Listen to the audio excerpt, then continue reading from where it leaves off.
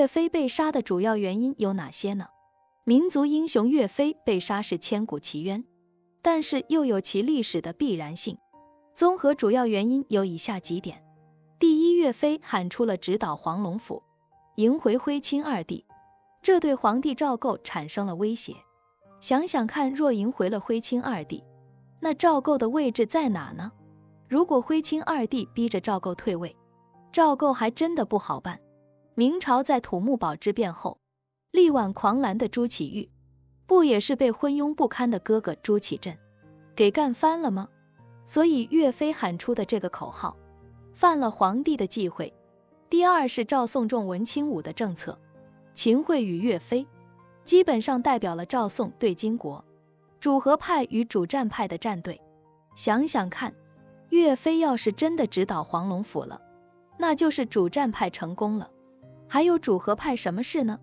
宋朝为了克服残唐五代十国十藩镇割据，采取了历史上最严厉的重文轻武政策。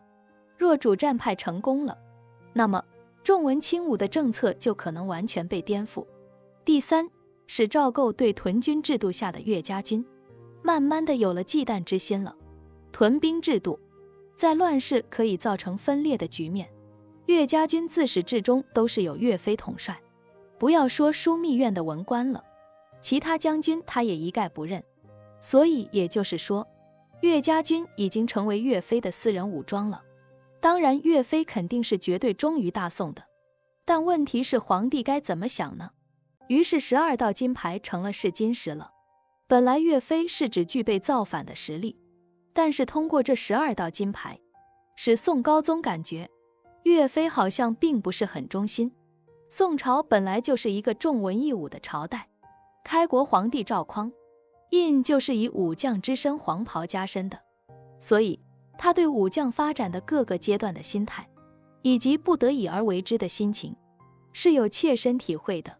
北九事兵权，就是为了保障后世子孙延续的关键一步，也是保护跟着自己一起打江山的老兄弟的两全之策。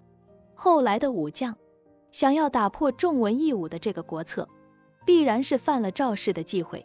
顺便再说一下，秦桧是南宋的奸臣，做了很多坏事，必须要承担责任，所以后人让秦桧跪在岳飞墓前是合理的。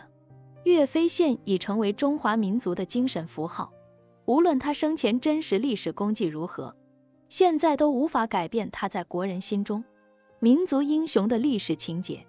虽然他受到万人敬仰，但是他的真实历史教训还是值得后人吸取和借鉴的。